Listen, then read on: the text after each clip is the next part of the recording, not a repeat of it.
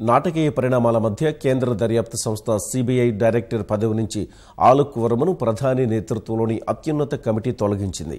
అవినీతి ఆరోపణలు, విధి నిర్వహణలో విఫలమయ్యారని సిబిసి ఇచ్చిన నివేదికను పరిగణించి వర్మను సిబిఐ అధిపతిగా తప్పించారు. 3 సభ్యుల కమిటీలో కాంగ్రెస్ నేత మల్లికార్జున ఖర్గే ఇందుకు అభ్యంతరం చెప్పినా సిబిఐ సమగ్రతను కాపాడడంలో విఫలమయ్యారని ప్రధాని మోదీ, సుప్రీంకోర్టు న్యాయమూర్తి జస్టిస్ సిక్రీ వర్మను తప్పించాలని నిర్ణయించారు.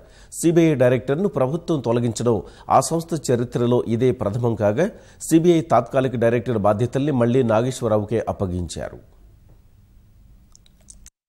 సుప్రీంకోర్టు తీర్పుతో సీబీఐ డైరెక్టర్గా బాధ్యతలు చేపట్టిన ఆలోక్ వర్మ ఒక్కరోజులోనే ఆ పదవిని కోల్పోయారు. ఆలోక్ వర్మపై అనేక అవినీతి ఆరోపణలు ఉన్నట్లు సెంట్రల్ విజిలెన్స్ కమిషన్ ఇచ్చిన నివేదికను ఆధారంగా చేసుకుని ప్రధాని మోదీ, విపక్ష నేత మల్లికార్జున ఖర్గే, సుప్రీంకోర్టు ప్రధాన న్యాయమూర్తి తరపున హాజరైన జస్టిస్ సిక్రీలతో కూడిన అత్యున్నత కమిటీ ఆలోక్ వర్మను తప్పిస్తూ 2-1 తేడాతో నిర్ణయం తీసుకుంది. 8 అంశాల్లో ఆలోక్ వర్మ ఆరోపణలు ఎదుర్కొంటున్నట్లు సివిసి తన నివేదికలో పేర్కొంది. మోయిన్ ఖురేషీ కేసులోనూ, గుడుగాంలో భూసేకరణకు సంబంధించి ఆరోపణలు, ఆర్జేడీ నేత లాలూ ప్రసాద్ పై నమోదైన కేసులో ఐఆర్సీటీసీ అధికారిని కాపాడేందుకు యత్నించారని సివిసి తన నివేదికలో పేర్కొంది. అనేక మంది అవినీతి అధికారులను సీబీఐలోకి ఆలోక్ వర్మ తెచ్చారని సివిసి పేర్కొంది. ఆ నివేదిక ఆధారంగా ఆలోక్ వర్మను తప్పిస్తూ అత్యున్నత కమిటీ నిర్ణయం తీసుకుంది. ఇందుకు కమిటీలో సభ్యుడైన కాంగ్రెస్ నాయకుడు మల్లికార్జున ఖర్గే అభ్యంతరం తెలిపారు. వర్మపై వచ్చిన 10 ఆరోపణల్లో 6 తప్పని తేలిందన్న ఖర్గే మిగిలిన 4 ముందు ఆయన వాదన విందామని సూచించారు. 77 రోజులు వర్మను బలవంతపు సెలవుపై పంపినందున అన్ని రోజులు సీబీఐ డైరెక్టర్ గా పదవీకాలం పొడిగించాలని సూచించారు. వాస్తవానికి ఈ నెల 31తో సీబీఐ డైరెక్టర్ గా వర్మ పదవీకాలం ముగుస్తోంది. అలాగే అక్టోబర్ 23, 24 తేదీల్లో సీబీఐలో ఏం జరుగుతుందో తెలుసుకునేందుకు దర్యాప్తునకు ఆదేశించాలని ఖర్గే డిమాండ్ చేశారు. ఈ మేరకు అసమ్మతి నోటు ఇచ్చారు. అయితే సివిసి నివేదిక ఆధారంగా జస్టిస్ సిక్రీ, ప్రధాని మోదీ వర్మకు ఉద్వాసన పలికారు. 55 ఏళ్ల చరిత్రలో సీబీఐ డైరెక్టర్ ను పదవి నుంచి తప్పించడం ఇదే తొలిసారి.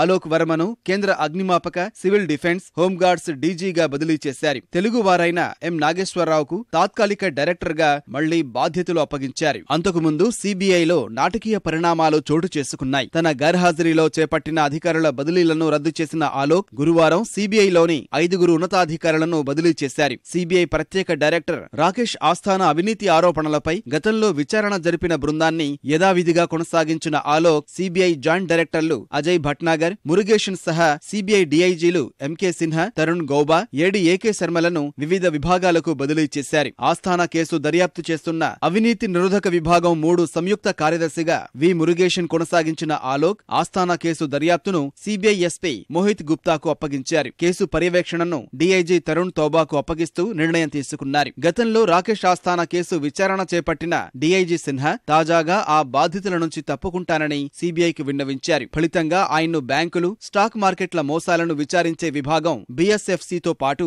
రక్షణ రంగ ఒప్పందాలు సహా సున్నితమైన అంశాలపై విచారణ జరిపే అవినీతి నిరోధక విభాగం 1 ఇన్ఛార్జిగా నియమించారు. ఆ తర్వాత కాసేపటికే సీబీఐ డైరెక్టర్ పదవి నుంచి అత్యున్నత కమిటీ ఆలోక్ వర్మకు ఉద్వాసన పలికింది.